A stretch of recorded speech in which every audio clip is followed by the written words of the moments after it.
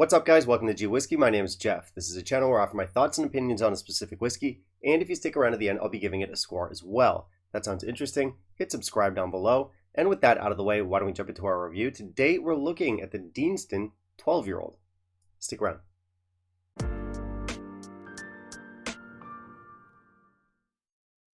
So we're looking at a Deanston today. This is the famous 12-year-old.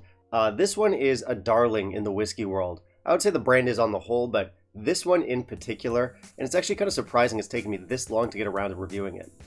And there's actually a good reason for that. This bottle isn't usually available in Taiwan. What we have in Taiwan is the Deanston 12 Sherry Oak. That one is a Taiwan exclusive, and we basically have that one instead of this one. So this bottle was almost impossible to track down. Luckily for me, I did find one shop in town that sells it. I believe it's the only store in the city that actually has it. I don't think it's supposed to be available here, but yeah, anyway, lucky me. So this one is bourbon matured. I believe, or I'm guessing rather, that it's a mix of first fill and refill bourbon casks. Let me know down in the comments if I'm wrong. This one is the revamped version. So this one came out back in 2016, and it's been a fan favorite ever since. And I'll admit, I'm not the biggest Deanston fan. I never have been. I think they have some winners out there, but there's a lot of the releases that just don't really work out for me. There's like this floral note that I find pops up in a lot of the whiskeys that just, it's not to my taste. Personally, I tend to perceive that note as like cheap cologne, like 90s Stetson cologne, if you know. Some bottles make it work, others don't. I just feel like it's one of those brands that it's of a certain quality, but it isn't always for me. That being said, I did enjoy the 15-year-old organic. That was a nice whiskey. I've heard good things about the newer version of the 18-year-old, although I haven't tried it yet. I also like the no age stated one, the Virgin Oak. That was not a bad whiskey at all. So chances are I might like this one. You never know. So why don't we jump into our review, see what our whiskey is all about. And in the meantime, if you could kindly leave a like down below, that'd be greatly appreciated. As with most distill products, our ABV here comes in at 46.3%, which is solid. We've got non-chill filtered, we've got natural color. Distill products are usually pretty reliable in that regard, although they do have a few sneaky 40% whiskeys floating around here in Taiwan, but not this one, luckily. We have our nice natural color here. I do like the Deanston bottles. I like the stamped on look. I like the label. I like the colors. The overall presentation, we have a bit of like a throwback look here. Presentation score will be 3.5 out of 5. We have unchill filtered, natural color, and aged in ex-bourbon casks down here. We have some tasting notes on the back. Not a lot to say here. It's another Deanston bottle, but I think it looks good. We have a fair amount of info here. Not bad. I did not add water. Let's try our nose. Okay, so this is bright and floral. It's thick. Lots of honey. I get a note in here that's like a sea salt and caramel granola bar. They sell them at my local 7-Eleven. Definitely not healthy. Okay, so cereals. Heather. Cologne. Some toffee in here. And we have a thick, creamy vanilla. It's nice. Now our palate.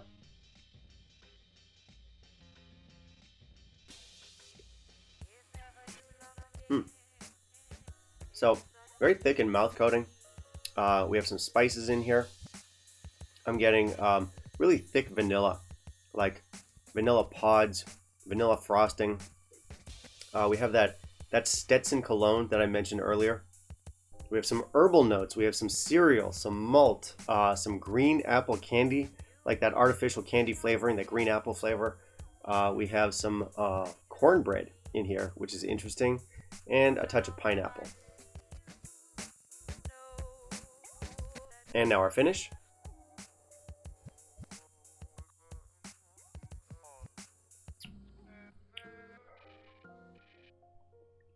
Again, very floral. Some drying oak, some herbs, some hay, some barley. We also have an interesting fruit note in here. It's a dried fruit note, like those little bits of dried fruit that you get in your cereal. I get that in here. We also have some unsweetened oatmeal, more of that creamy vanilla, and a little bit of musty grain. This is an interesting one. It's a solid, well-composed whiskey. Deanston definitely has its own character. It's got those florals and those honeys and those cereals. It's very distinctive. If I was blindfolded and trying to find the Deanston out of a lineup, I don't think I'd have that much trouble finding it. I did mention earlier that this usually isn't a favorite of mine in terms of like style, but that it does work sometimes. And of course, that's going to depend on the release, what casks were used, etc. Usually I'm looking for the bottles where that floral kind of cologne note is less forward. And I do think that while we do have the note in here, it's not as forward and honestly annoying as it is in some other bottles, even compared to the older versions of this. I remember I tried this one about 10 years ago and I despised it. Nowadays, I do like it. I think it's good stuff. I think we've got some interesting components in here. If you like these kinds of flavors, you'll find this whiskey to be very balanced and mouth coating and creamy and interesting, but it's still not for me. It's still too Stetson. Those floral notes, they're still throwing me off.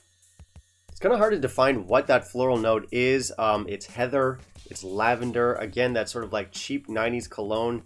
I realize my opinion here is going to piss a lot of you off. This bottle is sacred to many. I do understand that. I do think it's quality. I see what you see, but you're not going to agree with how I sort of interpret that floral note.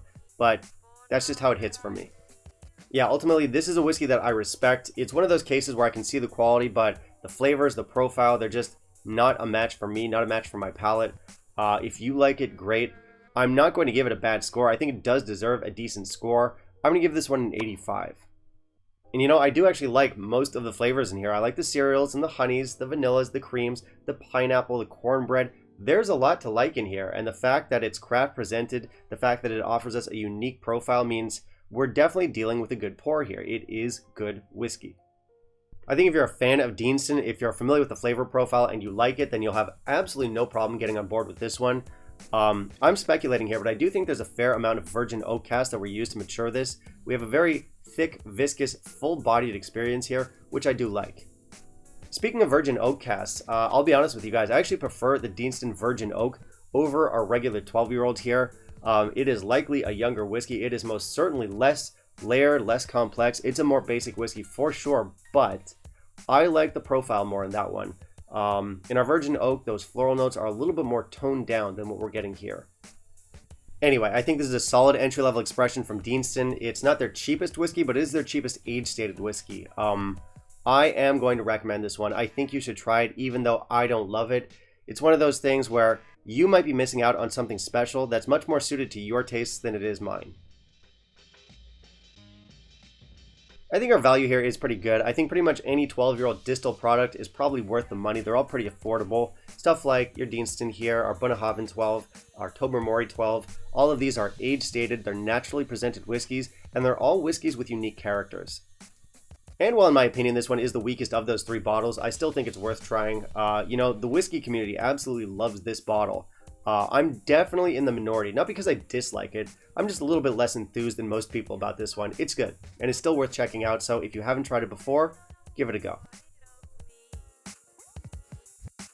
Okay, that's it for me today, guys. Thank you very much for watching. If you want to help support the channel, please consider becoming a patron. Otherwise, like, comment, subscribe, always appreciated. And I do want to hear from you. Have you tried our Deanston 12 before? What were your thoughts? Let me know down below in the comments. And finally, let me know what you want to see me review next. I'll keep it in mind for my upcoming videos. Bye, guys.